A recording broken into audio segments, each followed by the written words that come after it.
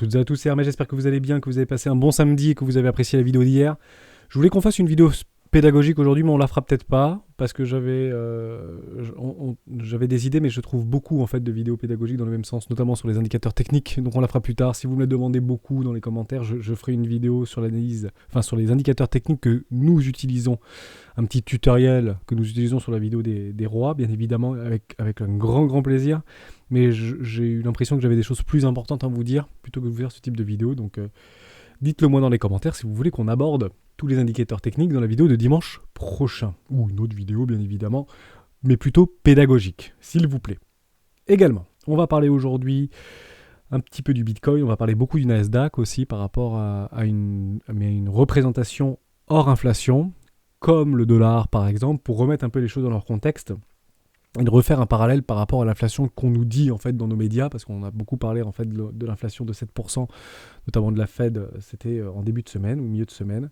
J'aimerais qu'on perde du recul et on finira sur pas mal de cryptoactifs qu'on n'a pas pu aborder. Demain, si vous êtes d'accord, une vidéo très intéressante en ce dimanche. On a le temps chez les rois. Je rappelle également que les mouvements de marché du week-end sont généralement annulés le lundi à l'ouverture de Wall Street et on finira par les gaps. CME très intéressant, j'avais oublié de vous le dire hier. On en parle maintenant. Évidemment, je vous invite à rejoindre le Discord des rois du marché, on est plus de 2800 maintenant. Le lien sera en description, vous y trouverez à l'intérieur énormément de salons pour qu'on puisse discuter, échanger ensemble, essayer de travailler sur notre psychologie, sur le mindset, sur de l'analyse graphique et de l'analyse chartiste bien évidemment, mais vous y trouverez également une documentation d'une stratégie qu'on utilise qui s'appelle la stratégie des 4 rois, une dizaine de pages. N'hésitez pas à la télécharger, à vous en inspirer et pourquoi pas vous en imprégner pour vous aussi trouver votre propre style d'investissement moyen, long terme. Également, merci à tous ceux qui répondent au questionnaire des rois et vous le trouverez aussi dans la partie documentation. À l'intérieur, vous y trouverez chaque question posée, la réponse me concernant. D'accord ? Je ne récupère ni adresse mail, ni numéro de téléphone. L'objectif de ce questionnaire, vous êtes plus de 1300 à avoir répondu aujourd'hui au questionnaire et merci infiniment. Dès que c'est fait, j'essaye de vous passer en membre confirmé. J'en ai 150 de retard. Je le ferai, il n'y a aucun problème. Ne vous inquiétez pas. Et si je vous ai oublié depuis plusieurs semaines, à ce moment-là, envoyez-moi un petit message privé et je vous passerai en membre confirmé. C'est que je ne vous ai malheureusement pas retrouvé sur le Discord, tout simplement. Merci à tous ceux qui ont déjà répondu à ce questionnaire et on se fera une vidéo là-dessus par rapport aux statistiques des membres du Discord, un petit peu qui sont-ils, quels sont leurs objectifs, quelles sont leurs attentes, etc. C'est super intéressant à partager ça avec vous. Allez, on passe tout de suite. Je vais parler un peu Bitcoin, parce que c'est toujours intéressant de parler Bitcoin. Mais au lieu de parler du Bitcoin comme on a l'habitude de le faire, je vais tout de suite passer au niveau des gaps CME. D'accord, alors les gaps CME, c'est quoi ? Ce sont des trous de cotation qui généralement se produisent le week-end lors des moments volatiles du prix, notamment sur le spot. Car rappelez-vous, les marchés, et notamment cryptoactifs, sont ouverts 24 heures sur 24 et 7 jours sur 7, à la différence des marchés traditionnels. Et en fait, on s'aperçoit que parfois à la clôture du vendredi à 1h du matin et à l'ouverture des marchés le dimanche soir, on s'aperçoit qu'il y a des gaps en fait, qui se forment. Les gaps, qu'est-ce que c'est ? C'est des petits trous de cotation. Là où il n'y a pas eu en fait d'ordre exécuté au niveau de nos institutionnels sur le marché, sur le Chicago Mercantile Exchange. Ok ? Rappelez-vous que l'ouverture du Chicago Mercantile Exchange avait sonné quoi ? Le bear market de 2017. Donc c'était une excellente nouvelle à l'époque. Pour ceux qui s'en souviennent, finalement ça a donné la fin, entre guillemets, de notre bull market de toute l'année 2015, 2016, 2017. Et pour la petite histoire également, et des fois il y a des grandes nouvelles et des belles nouvelles que tout le monde pense que c'est ultra bullish et qui signent des tops de marché, parfois long terme et définitif, mais parfois provisoire, comme par exemple l'introduction en bourse de Coinbase. Vous vous rappelez, l'introduction de Coinbase, c'était clairement le top provisoire de marché en avril dernier. D'accord ? Donc voilà, toujours un petit parallèle psychologique, buy the rumor, sell the news, etc. Donc ça ne change pas et ça ne changera, rassurez-vous, jamais. Ça ne changera jamais. J'avais quand même identifié, et je voulais vous en parler, d'un petit trou, un petit gap CME du mois de novembre, qui viendrait à être comblé aux alentours des 53 000 $. 53 000 $, c'est très intéressant. Pourquoi ? Parce qu'on serait au-dessus de notre premier arrêt par rapport au retracement. Vous voyez, notre premier arrêt se trouve ici et on viendrait chasser l'intégralité de la liquidité au niveau de nos poches de liquidité de short et de vendeurs agressifs aux alentours des 53 000 $, notamment sur le spot et sur nos dérivés. Je ne dis pas qu'on va le faire ce week-end, je dis juste qu'il existe et qu'on attendra quoi ? Comme on en a parlé hier dans la vidéo, une structure de retournement pour annuler ce précédent M-top en daily, court terme. Et vous allez me dire, non, mais il a été validé et comblé ce gap. Alors moi, j'aime bien qu'on valide les gaps quand il y a la mèche en fait qui vient finaliser au niveau de la clôture de la bougie. C'est très important pour moi. Certains diront que cette bougie par rapport à cette bougie ou cette bougie suffit. Moi je dis non, ça ne suffit pas, je veux à minimum que la mèche vienne chercher la clôture de la bougie. Et je vais vous montrer pourquoi je dis ça. Ça me fera entre guillemets... Alors ça peut me faire mentir bien évidemment, mais j'ai beaucoup aimé ce gap CME juste ici, qui était pour moi complètement ouvert, hein, il n'était pas comblé. Regardez où est-ce que cette mèche-là est venue chercher notre gap CME. Enfin, je trouve ça chirurgical. Donc c'est pour ça que moi j'ai l'habitude, et je prends l'habitude, par rapport à une clôture de bougie sur le CME, ok, on est pile venu le combler ici. Incroyable, hein. Bon, derrière on en recrée un le dimanche, etc. Par rapport à la chute de vendredi, c'était le 3 décembre dernier. D'accord ? Donc j'aime bien quand on vient combler vraiment ces gaps. Avec des mèches, j'accepte, mais quand ça vient vraiment chercher l'intégralité de la bougie et que c'est pas juste des mèches qui se battent comme des baguettes. D'accord ? Vous comprenez un peu l'idée. Et il y en a partout, hein, mais beaucoup sont comblés, bien évidemment. Après là, vous allez me dire, oui, ça c'est un vrai gap. Il n'y a pas de problème. Moi aussi, c'est un vrai gap pour moi. Mais ça aussi, pour moi, c'est un vrai gap et je tends à venir tôt ou tard le combler. Ok ? En somme, comme ça, je préfère faire du recul parce qu'on est un peu pessimiste en ce moment sur les marchés financiers au niveau du sentiment de marché. Si on vient à complètement dégrader et chercher des gaps CME précédents, hein, juillet 2021, puis janvier 2021, puis décembre 2020, puis novembre 2020, puis octobre 2020 jusqu'aux enfers à 10 000 $. Bah, en fait, on aura toujours ce petit gap qui est ouvert. D'accord ? Et je pense que dans la descente, avec force et détermination, des vendeurs extrêmement agressifs et motivés, on va en avoir beaucoup des gaps qui vont se créer. Ok, dans l'optique de peut-être plus tard refaire de jolis rallyes. D'accord ? On n'y est pas du tout, mais je voulais vous en parler parce que je trouve ça intéressant. Ce petit gap là qui vient chercher des poches de liquidité complètement logiques par rapport à des précédents high. Et j'ai trouvé ça très bien. On parle un tout petit peu au niveau du Nasdaq, mais cette fois-ci hors inflation. Donc on est en train de structurer quelque chose et c'est pour ça que je voulais aussi vous en parler. On est en weekly actuellement. Si on vient à clôturer, je vous le rappelle, en dessous des 14 860 points, la dynamique moyen long terme du Nasdaq sera baissière. On aura complètement clôturé ce M top qui emprisonne un W weekly. C'est très très mauvais de voir ça. Je vous le dis très souvent. Voilà, je vais vous remettre en linéaire. Je le rappelle, la pire figure chartiste que moi je connais de mon expérience sur les 6-7 dernières années, qu'est-ce que c'est ? C'est de voir piéger un M top en weekly dans un W weekly. Il n'y a pas pire comme figure chartiste. À partir de là, et si on vient clôturer la journée, et c'est pour ça que j'attends vendredi, pour ceux qui m'écoutent, et je tourne cette vidéo vendredi dans l'après-midi, pour vous laisser avec ça pour dimanche, et c'est toujours très très intéressant parce que chez les roues on a le temps. Si on vient clôturer la bougie ici, mais je vous en avais parlé quand même cette semaine, ce sera très bearish. Et c'est probable qu'on accélère, entre guillemets, la baisse. Retour où ? Pas fin du monde, d'accord ? C'est pas la fin du monde, mais à minima, très probablement retour sur quoi ? Sur le premier arrêt. D'accord ? Et le premier arrêt, si on prend la précédente structure, en W weekly, me semble-t-elle, se trouvait... On va la retrouver ensemble. C'était ici. Je pensais qu'il y en avait un petit peu après, mais on va prendre cette énorme grosse structure avec ce double, ici. Ce sera, à minimum, retour sur les 12 400 points. D'accord ? Au minimum.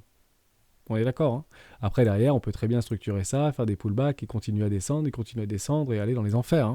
Je ne dis pas le contraire. Mais au minimum, j'aimerais au moins voir si on clôture cette bougie sur le Nasdaq, une structure à minima sur le premier arrêt. Pourquoi ? Pour faire de la tendance et de la continuation haussière.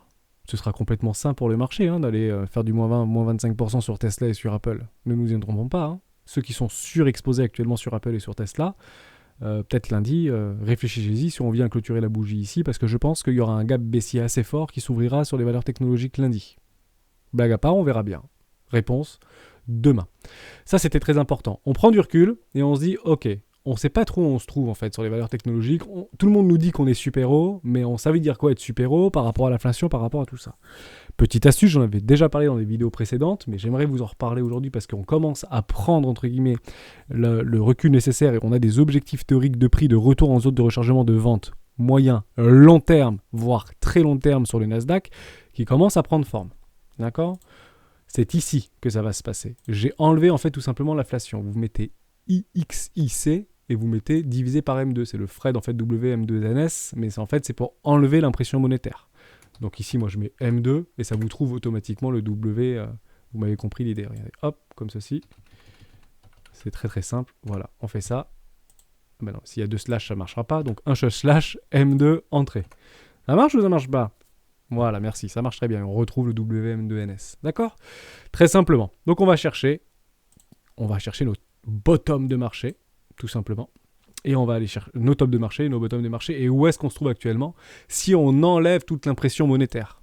Vous avez compris, hein? L'idée d'avoir cet indicateur hors inflation, c'est en fait de supprimer et d'annihiler l'intégralité de l'impression monétaire. En somme, la réelle inflation, mais cette fois-ci monétaire. Pas l'inflation qu'on connaît nous. On a tendance à se dire, mais on n'a pas tant d'inflation. Regardez le dollar sans inflation. Ça, c'est le dollar sans inflation.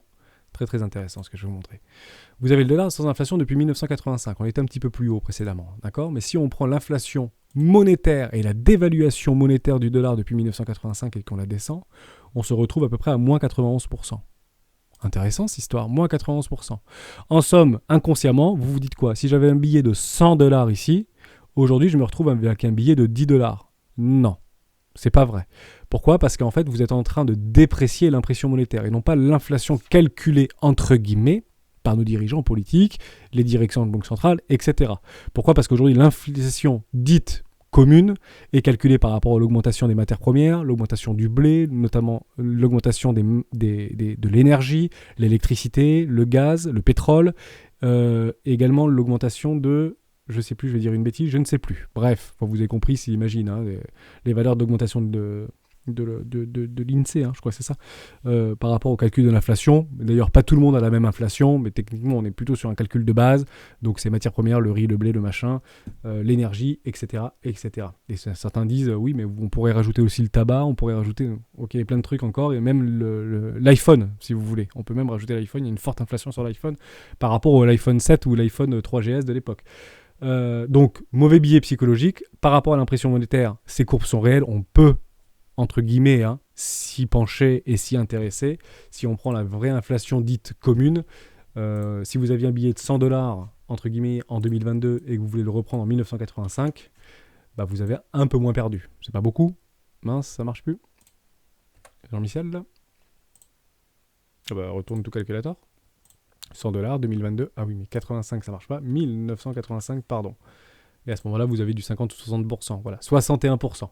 Par contre, si vous revenez dans les années 60, les années folles, 1960, là, vous avez du moins 90%, pas loin, à mon avis. Voilà, on est à moins 99%. Ça veut dire que depuis 1960, et beaucoup de personnes qui nous écoutent et de membres confirmés expérimentés sur le Discord sont nés avant 1960. Sachez-le. Donc, si vous aviez un billet de 100 $ en 1960, aujourd'hui, votre billet de 100 $ ne vaut plus que 10,62 €. Voilà, ça c'est la réelle inflation par rapport au calcul de nos banques centrales et de nos politiques, par rapport au coût des matières premières, etc. et de l'énergie. Ce n'est pas du tout par rapport à l'impression monétaire. Ne confondons pas. Les marchés financiers sont entre guillemets un marché à part. D'accord? Donc voilà, c'était juste pour vous faire ce parallèle-là par rapport au dollar. Donc il a bien perdu depuis les années 85-90% de sa valeur réelle due à l'inflation et au quantitative easing et à l'impression monétaire. Vous m'avez compris. On repart sur donc le Nasdaq des valeurs technologiques américaines hors inflation. Où est-ce qu'on arrive? Nous arrivons dans une zone de rechargement de vente long terme. Et quand je dis de vente long terme, c'est long terme. D'accord? Parce que là, le précédent top de marché, ici, qui a bien structuré, regardez bien, on ne se mange jamais chez les rois. On vous préviendra quand on fera des M. Qu'est-ce que vous voyez ici? Et bon, on voit un énorme M ici, piégé dans un W. Ok? Est-ce qu'on est venu chercher hors inflation notre zone de rechargement au 0,618? Je sais pas. Non, on n'est pas allé le chercher. C'est dur. Hein. Difficile à chaque fois. Hein. Ceci étant dit, pullback, vous auriez pu sortir l'intégralité de votre...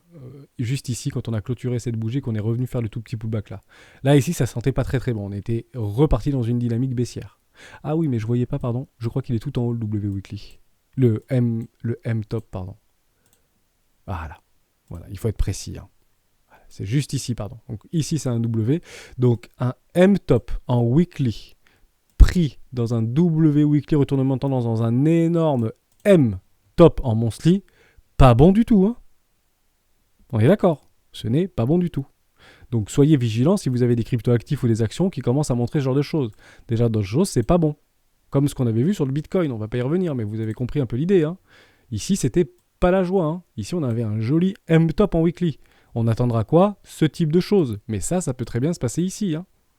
Ne nous trompons pas, c'est très très important ce que je vous dis. D'accord? Donc ça, c'est super. Je vais revenir un tout petit peu en arrière. Formidable. Hop, on repasse en bougie, en doji. Et on se retrouve donc dans une zone de rechargement de vente très long terme. Juste ici. D'accord? Donc, il est normal qu'à un moment donné, ça commence à buter un peu et qu'il y ait de la distribution aux alentours de retracement des 618. On les retrouve dans un sens comme dans l'autre. On a bien cassé notre premier arrêt. On l'a travaillé avec tout ce que vous voulez. Derrière, on fait un nouveau plus haut. Et on vient se garer. Le plus probable, c'est de se garer dans une zone de rechargement de vente long terme. Je ne dis pas que ça ne va pas faire ça. C'est pas du tout ce que je vous dis.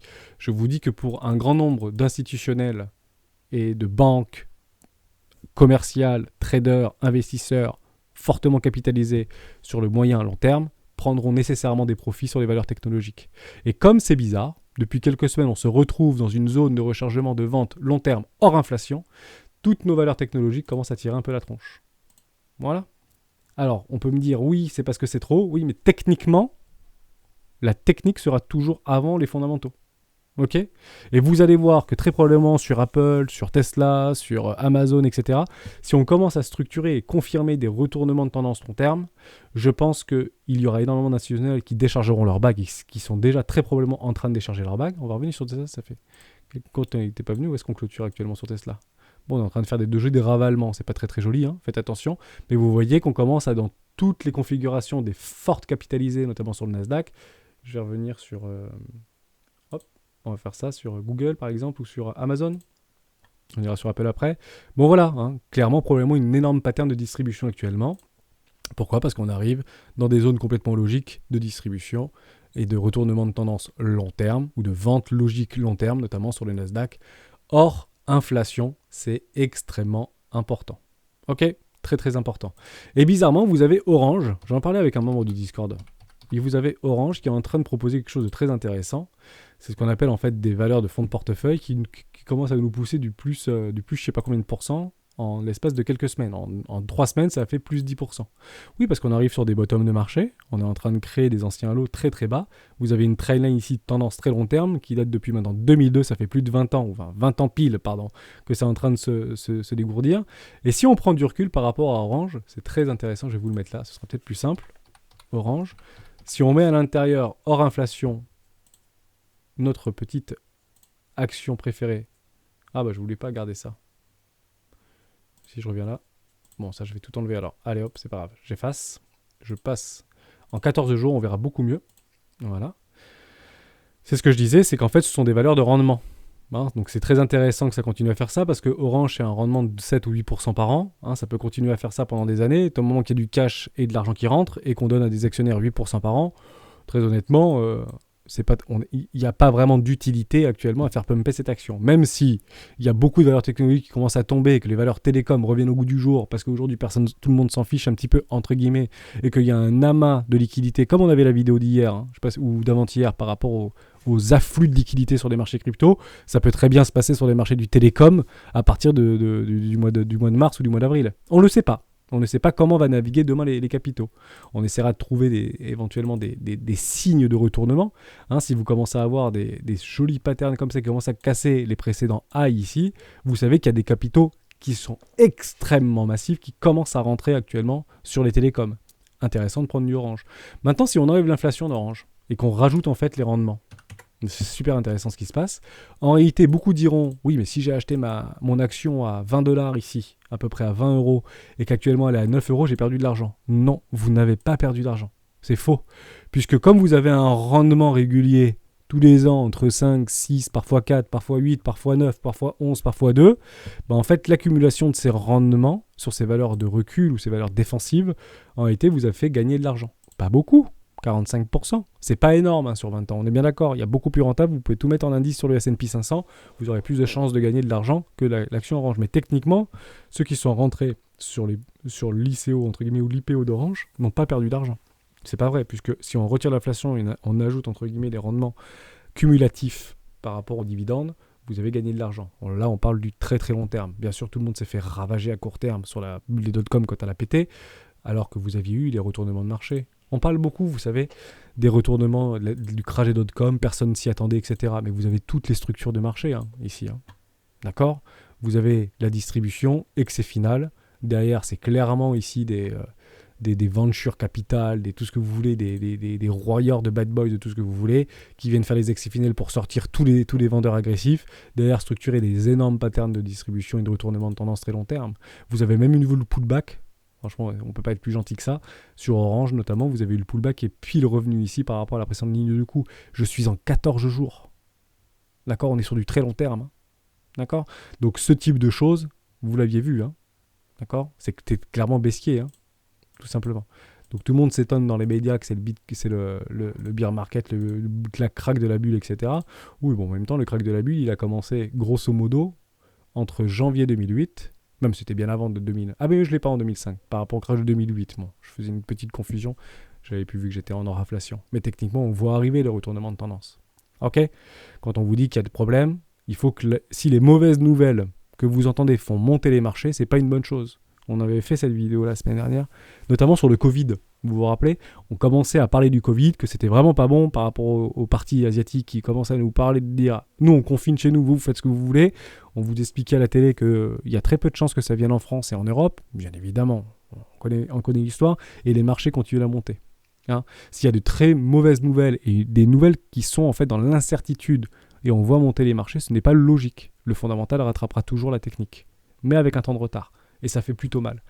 Voilà pour ça. C'était super intéressant de tout ce qu'on parle. Donc on a parlé de ça, on a parlé du gap, on a parlé de l'inflation et on se retrouve donc dans une zone de rechargement de vente long terme, très long terme, on parle de 20 ans, sur le Nasdaq par rapport aux valeurs technologiques. Tous ceux qui sont actuellement dans les valeurs technologiques, si vous êtes là depuis longtemps, ça peut être peut-être intéressant de commencer de prendre des profits. Commencer à prendre des profits. Soyez extrêmement vigilants et soyez peut-être un peu plus assidus sur vos valeurs technologiques. Actuellement, les clôtures, notamment en weekly et en semaine, seront très importantes. Costing Game, vous voulez qu'on parle de FSN ? On en parle tout de suite. C'est parti, FSN. On fait quelques petites crypto-actifs, toujours très intéressants. C'est sur Yobi. Est-ce qu'il y a un petit peu d'historique ? Alors, pour moi, il n'y a pas... Ah oui, j'étais en 14 jours, on va peut-être se replacer en weekly. Voilà, intéressant. Clairement, probablement une phase d'accumulation, puisqu'on ne vient pas casser les précédents lots. Je vais aller sur OKEx pour voir s'il y a un peu plus de... Voilà. Alors ça, est-ce que c'est valable, est-ce que c'est pas valable ? On va regarder tout de suite sur CoinMarketCap, pardon. Donc FSN, c'est fusion. Oui, c'est ça. Fusion sur la base. Ah, c'est sur la Binance Smart Chain, ça peut être intéressant. Même si c'est pour pas immense, mais c'est sur la Binance Smart Chain, ça peut toujours être intéressant. Mais ça a été listé il y a peut-être pas très longtemps, cette histoire. Ah si, 2018 quand même. Bon, clairement, probablement une zone de réaccumulation. On prend les précédents bottoms ici. Vous voyez les précédents bottoms aux alentours des 10 centimes. Est-ce qu'on a cassé les précédents lots depuis 2020 ? Bon, on voit bien, en fait, depuis mars 2020, depuis, en fait, le crack Covid, on n'a jamais cassé les précédents lots. Vous le voyez bien, On est venu les effleurer et on structure des très jolis W weekly dans des W weekly dans des énormes W monthly. Donc, il est peut-être probable qu'actuellement, sur une toute petite microcap, je le note tout de suite, si tu es d'accord pour venir me partager ton fondamental, me faire et pour l'ensemble de la communauté, si toi tu as beaucoup travaillé sur Fusion et que tu crois en cette crypto-monnaie Costi Game, n'hésite pas à partager le fondamental parce que c'est clairement le genre de token qui m'intéresse. Voilà, on est à 86% de distribution, on n'est pas à 3% ou 4%, on est à 86% de distribution, c'est toute une microcap. On commence à voir qu'on ne structure pas des plus bas et toujours plus bas, on a complètement retourné cette précédente structure, on était monté à 10 euros. Pour moi, c'est super intéressant. Il faut juste voir s'il y a encore du développeur derrière, etc. On va aller voir s'il y a une communauté et que ça bouge un peu, mais c'est très très intéressant, Fusion. D'accord ? Il y a du temps pour acheter, on ne va pas acheter maintenant. Voilà, 25 000 followers, 2018, ça me tape de la tranche, ça me va bien. Est-ce qu'il y a des retweets ? Moi, je ne veux pas voir du retweet, moi, je veux plutôt voir du bonne année. Eh bien oui, mais il n'y a pas de retweet, quoi. Il n'y a que des retweets. Ah, mais il parle de Fusion, mais c'est quoi qui retweet ? Ah non, c'est il est épinglé.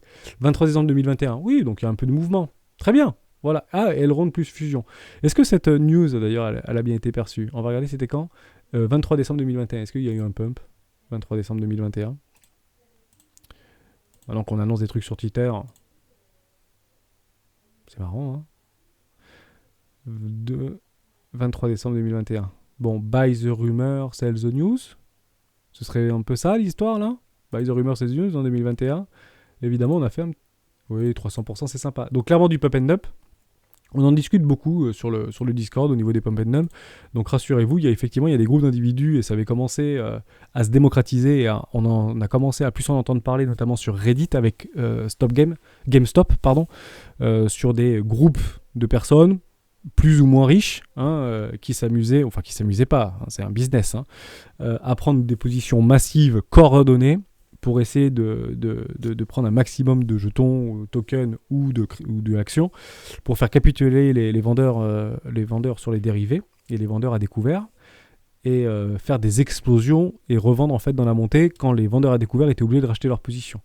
Donc c'est clairement ce qui se passe sur les crypto-monnaies, mais c'est pas nouveau, ça se passe depuis toujours en fait. D'accord ? Vous avez du pump and dump, du pump and dump, du pump and dump, du pump and dump. Et à chaque fois, c'est pas des petits pumps et des petits dumps. Ça dure pas une heure. Il y en a qui durent parfois une heure. Vous avez des espèces de mèches qui montent comme ça et qui redescendent, mais à chaque fois, ça fait des jolis trucs. C'est intéressant. Je suis bien en USDT là. C'est vraiment sympa, 1000%, on rediminue, regarde, on repère 87%, on refait du pump and up, on va rechercher du 300%, on repère du 300%, etc. Bon, le plus important, même si on le sait que ça existe ça, on sait qu'il y a des groupes d'individus qui font des pump and up.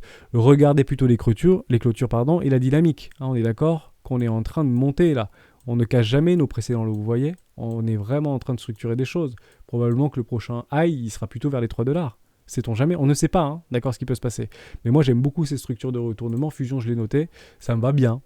Quasiment tout dilué. Il y a peut-être des choses à faire qui sont très intéressantes. Et au pire, si ce truc doit mourir, quand tu vois la structure de marché, tu n'es pas complètement à l'abri de faire un 100% et un 110% et de dire « Ok, j'ai joué, j'ai pris mes 110%, je valide ma position et je laisse courir. » On verra bien dans 5 ans ce qui se passe sur Fusion.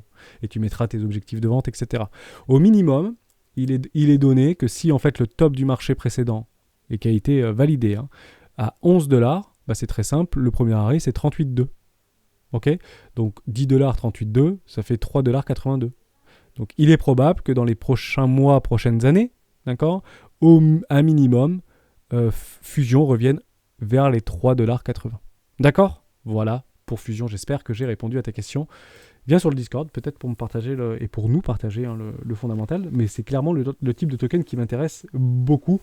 Donc c'est dans le néant, ça fait rien, tout le monde s'en fiche, du pump and up, on s'éclate, les baleines et les waves s'éclatent, et il y a de l'historique. Voilà, et c'est listé, pas encore sur les très grosses chaînes, mais c'est quand même sur la Binance Smart Chain.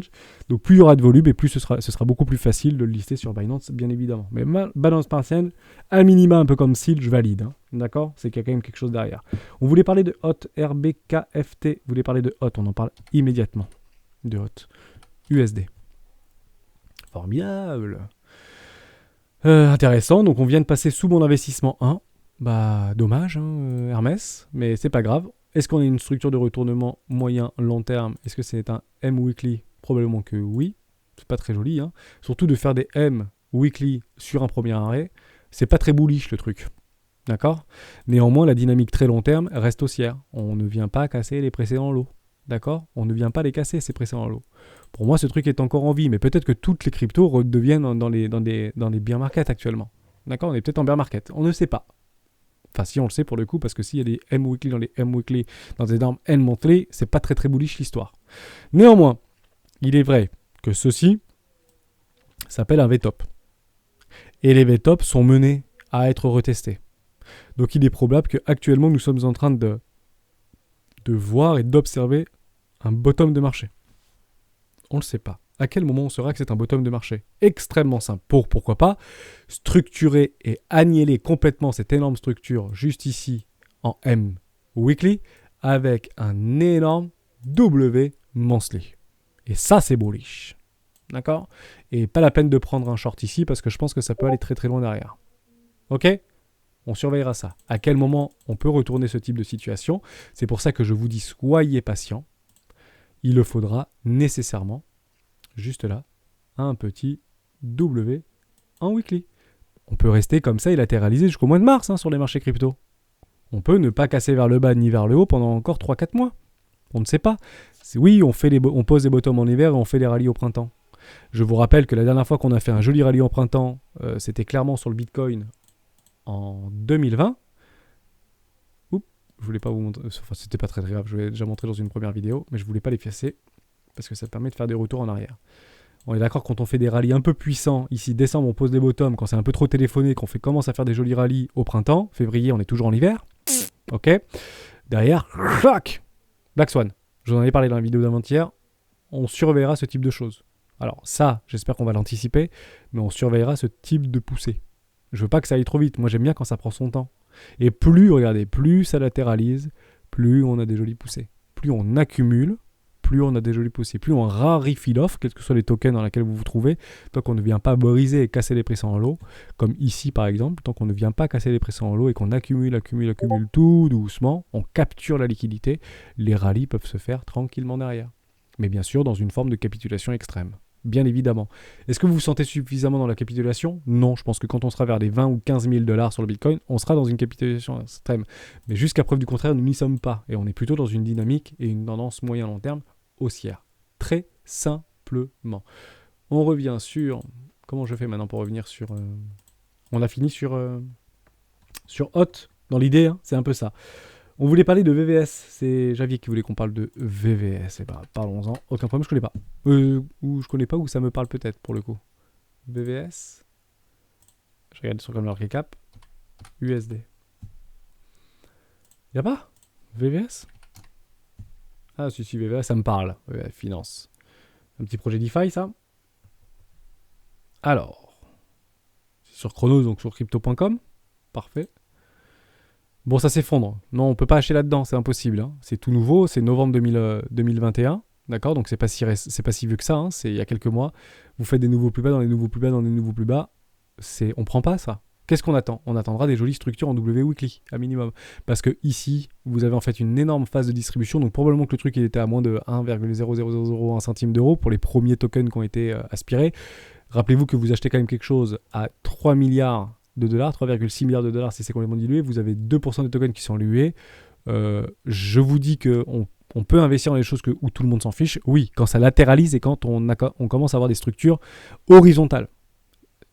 Enfin, des structures horizontaux. C'est très important qu'on latéralise sur les cours. Là, on n'est pas en train de latéraliser. Là, on est en train de se déprécier. On déprécie la valeur car la demande est peut-être constante, voire décroissante et l'inflation du token est croissante. Je refais mon petit dessin sur ce type de choses. On est d'accord que vous avez actuellement 2% du supply qui a été délivré. Donc, on fait notre petit dessin. Ici, vous avez des jetons et une demande éventuellement qui est décroissante, peut-être. Hein, d'accord, une demande qui est décroissante. Et vous augmentez le supply. Plus vous augmentez le supply, si la demande est décroissante, que fait le prix automatiquement? Il descend. Au même titre que si vous avez une demande croissante, on le refait. Si vous avez une demande croissante, un supply... une demande croissante, non, une demande constante, pardon. Vous avez toujours autant de personnes qui achètent ce jeton, mais que vous avez une distribution des tokens inflationnistes, en fait. Donc ça veut dire que ça fait baisser la valeur du token sur une demande constante. Le prix de ton token, automatiquement, baisse aussi. On avait fait la vidéo à ce sujet-là. D'accord? On reprendra si vous voulez, hein, si ça vous intéresse. Il n'y a aucun souci. Avec ceci, voilà, pour VV, on passe tout de suite le chemin. David, OMG, on en parle. OMG, ça me va bien. J'en ai souvent parlé d'OMG, je suis dedans. Amigos, je suis où moi? Je suis pas là-dedans? Si, je suis dedans, il n'y a pas de problème, ça me parle complètement. 1 milliard de market cap à l'époque, donc je ne sais pas combien c'est actuellement. Qu'est-ce qu'on voit? Est-ce qu'on voit une super structure de retournement long terme? Non, mais on voit quelque chose de très intéressant. Vous voyez, sur le Nasdaq, on était venu rechercher une zone de rechargement très long terme. Donc ici, je vais vous mettre à l'endroit. D'accord? Sur les 0,618. Très intéressant, cette histoire. Donc, zone de rechargement très long terme. Regardez comment le cours... En fait, on le repousse, mais avec une violence, on voit rarement ça quand même. Le machin, il part dans la lune, zone de rechargement de short très long terme, derrière ça repart en enfer. Bon, qu'est-ce qui est intéressant? C'est qu'on est en train de structurer en fait ce qu'on appelle une parabole. Pourquoi? Parce qu'on ne vient jamais casser les précédents lots et clôturer sous les précédents lots. Vous êtes actuellement dans une zone de rechargement d'achat éco, long terme, moyen terme. Très intéressant d'acheter ici, il n'y a aucun problème. J'adore ces structures-là. Ce truc peut partir, mais vous ne pouvez même pas imaginer jusqu'où ça peut partir s'il y a vraiment du fondamental derrière, quoi. C'est clairement ce type de choses qui est intéressant. On casse les émotions. Voilà, pump, dump, zone de rechargement. Pump, dump, zone de rechargement première classe. Pump, dump, zone de rechargement première classe. Par rapport à un suivi de tendance. Pump, dump, pump. Ok? Tant que ça marche, pourquoi on arrêterait? Je sens que les baleines et les institutionnels gèrent bien ce marché. Alors, est-ce que ça veut dire que automatiquement, jamais 1 sans 2, jamais 2 sans 3, jamais 3 sans 4? Oui, il y a peut-être à un moment donné, ça fera bum bum. Mais pourquoi nous? Et il faudra que ça fasse ça. Ce serait bien parce que là, on est bien sur un V-top. Hein, d'accord? Il y a bien des mèches. Ça a même été double top ici, clôturé dans un W weekly. Je suis en weekly. Mais pour moi, les mèches sont valides là. Il y a probablement eu des ordres. Donc pour moi, V-top. Mais ça n'engage que moi. Peut-être que pour vous, c'est un retournement de tendance. Pour moi, c'est la même chose que ça. Vous voyez que c'est fortement repoussé à chaque fois. Bon, ça peut très bien faire ça et repartir aux enfers. Sauf que vous aurez bien évidemment pris à minimum vous 110%. D'accord? Donc même si ça revient dans une zone juste ici, là, de rechargement en dessous des 0,618, hein, même si on le calcule plutôt bien, hop, d'accord, on serait largement en dessous des 618. Donc là, c'est à l'envers, hein, vous avez compris le principe. Mais on serait en dessous des... Si on l'achète maintenant, voilà, on est ici, même pas en dessous des 0,50. Voilà, 0,50, vous prenez votre profit et vous dites, bah allez, on est dans le train, et au pire, si ça part aux enfers, c'est pas grave. Même si ce truc part à 1 dollar, vous avez gagné 1 dollar. Vous comprenez? Très important, mais très bien, OMG, il n'y a pas de souci. On voulait parler de Jasmy. C'est Jessie qui voulait qu'on parle de Jasmy. On en parle, j'en avais parlé il y a très très longtemps de Jasmy. Je sais pas du tout ce que ça devient. On va regarder ça. Jasmy sur USD. Pardon, c'est pas ce que je voulais faire. Jasmy USD. C'est comme ça, hein? Oui, oui. Tac. Ok, sur Binance. On y va. Ouf. Ouais, on avait parlé il y a longtemps et je vous avais dit attention quand c'est listé sur les exchanges. C'est à chaque fois c'est pareil. Enfin bon, franchement, on voit toujours la même chose. C'est juste incroyable. Donc j'en avais parlé en oui quand même novembre-décembre. Je vous avais peut-être pas dit que c'était pas le bon moment. Vous reprendrez la vidéo de. C'est impossible à retrouver. Il y en a une centaine maintenant des vidéos des rois. Incroyable cette histoire. Alors Jasmy Coin. On y retourne, je ne vais pas revenir dans l'hyper détail de ce que c'est, etc., du fondamental, hein, je vous laisserai bien sûr regarder ça. Mais toujours la même mécanique. Hein. Bon, voilà, on est complètement en train de latéraliser. Ce truc est rentré en mars 2021. Voilà, février-mars. Donc ICO à 0,01 centime d'euro. Partez du principe que tous vos ICO que vous faites actuellement, prenez très très vite vos profits, sinon des baleines le feront avec vous, avant vous. Pardon. D'ailleurs, on fait des énormes structures de retournement très long terme, on latéralise complètement. Est-ce qu'on est en train de réaccumuler là? Toujours pareil. On ouvre complètement. Et on va regarder si oui ou non on vient casser les précédents lots par rapport à une précédente structure. On ne vient jamais casser les précédents lots. Ok? On latéralise, on déplace la valeur. Et les structures, on les a, hein, d'accord? Je pense qu'on les a là, hein, sans problème. Ici, pour moi, c'est un énorme W weekly, voire monthly. Hein, ça ferait plusieurs mois ici. Pas de souci hein, sur... Ça peut être intéressant, Jasmy. D'accord? Mais c'est clairement ici qu'il faut acheter. C'est pas quand ça fera ça, hein, quand ça partira en l'air. Exemple, je vous le fais en 1000. Jasmy, c'est nul, c'est nul, c'est nul, c'est nul, c'est nul, c'est nul, c'est nul. Ici... Et là, on va me dire, bon, c'est possible d'analyser, regardez. Hein. Oh, on peut analyser Jasmy, parce que c'est un peu retracé. Ah, c'était plutôt ici qu'il fallait en acheter. Ou ici. Donc les plus patients, n'investissez. C'est pas la peine d'investir maintenant sur Jasmy, parce que, encore une fois, ça peut latéraliser pendant des semaines et des semaines. D'accord? Il faudra attendre que ce soit listé sur un énorme exchange. C'est fait sur Binance. Et on l'a bien vu, ça a complètement déroulé. Donc derrière, les gros ont vendu leur token, donc ils ont du cash. Attendez que les gens ils délivrent des projets, qu'il y a des développeurs qui sont continués mais motivés à travailler sur ce projet, qui a perdu 90% de sa valeur. Et s'il y a encore des développeurs qui sont motivés, vous inquiétez pas que les baleines vont réinjecter là-dedans. Hein, parce qu'ils vont dire on leur a mis moins 92% sur la tronche, ils continuent à bosser les mecs. Donc soit ils sont fous, soit ils sont motivés. Généralement on cherche les fous et motivés hein, pour investir. Regardez Elon Musk, hein, il y a beaucoup de personnes qui investissent sur lui. Il est fou et motivé. Hein, c'est... Pas de jugement de valeur, bien évidemment. C'est une expression, il est fou. Hein. Il est très très intelligent, il n'y a aucun problème avec ça. Hein. Donc derrière, attendez, soyez patient, attendez des W weekly. Pourquoi pas prendre une petite cassure et une clôture en weekly. Et si vous êtes un petit peu arrivé sur le tard, prenez le pullback. Vous l'aurez le pullback. Et derrière, peut-être faire de nouveaux sommets. Soyez patient sur ce type de structure. Parce que les structures sont données, c'est complètement baissier jusqu'à preuve du contraire. On attendra vraiment les clôtures. D'accord? Super important. Sur tout ça. Holo, on a fait. Tout ça, on a fait. C'est super. On parlera pas d'action. On finit juste parce c'est beaucoup revenu VV, OMI. C'est beaucoup revenu parce qu'apparemment, il y a un influenceur qui a massivement investi dedans. Ouais, on va en parler de OMI, il n'y a pas de problème. On en avait déjà parlé d'OMI USD, c'est VV, c'est un peu NTF, etc. On va regarder sur OKEx, c'est un peu d'historique ou pas? Oui, bon, on avait fait des petits gribouillages déjà. Donc, qui investit là-dedans? On va regarder tout sur CoinMarketCap parce que c'est assez récent. CoinMarketCap. Bon, après, si vous avez des informations... C'est pas ça que je voulais faire, c'est VV. C'est OMI, hein, c'est ça? C'est OMI VV? Je sais plus. C'est pas Ecomi, c'est VV, c'est quoi VV? Ah, c'est pénible. VV Crypto, NTF. Ah, ça, c'est Ecomi, on est bien d'accord. Hein. Donc on était bon, il n'y a pas de problème. Ecomi, c'est VV. Hein. On va regarder sur le site. Ouais, voilà, Ecomi VV. Très bien. Bon, beaucoup de personnes investissent dedans, ça revient un petit peu à la hype, c'est intéressant. Non, c'est pas vraiment intéressant, il y a un petit peu de devoir partir le train. C'était effectivement intéressant d'investir ici. Qu'est-ce que vous achetez actuellement? Vous achetez un truc à 5 milliards. Ok, 22% dilué. On fait le même petit mécanisme. Hein, je ne dis pas que c'est systématique, mais il faut que la demande soit crassante pour en fait absorber l'inflation. Il y aura encore une inflation sur ce token qui sera relativement importante. Vous pouvez peut-être le trouver sur le site internet ou sur le livre blanc lors de la création par rapport à leur rythme d'injection ou de distribution des tokens qui ont bien évidemment tous été préminés au départ, comme beaucoup de tokens et beaucoup de petits projets, et notamment dans les NFT ou dans le gaming ou dans le streaming ou tout ce que vous voulez, hein, peu importe, ou Ethereum bien évidemment. Hein. Bref, tout ça, 5 milliards de dollars, vous achetez un truc actuellement 5 milliards, donc c'est 22%. Est-ce que c'est intéressant d'acheter maintenant? Je pense que vous avez le temps. C'est possible que ça puisse encore latéraliser. Si vraiment vous aimiez le projet, vous avez eu le signal qui était juste ici. Vous voyez, juste là sur cet énorme retournement de tendance, vous aviez un pullback, deux pullbacks, trois pullbacks. Derrière, possibilité de continuation de tendance haussière. Est-ce qu'on a fait un M? On va regarder quand même, que je dise pas de bêtises. On va se mettre en weekly. Ah oui, on a eu notre M weekly, donc les plus motivés. On va le mettre à 0. Donc quelle que soit la personne que vous avez vue influenceur, moi ça sort un petit peu de mon cadre, d'accord? Il peut être très talentueux, hein.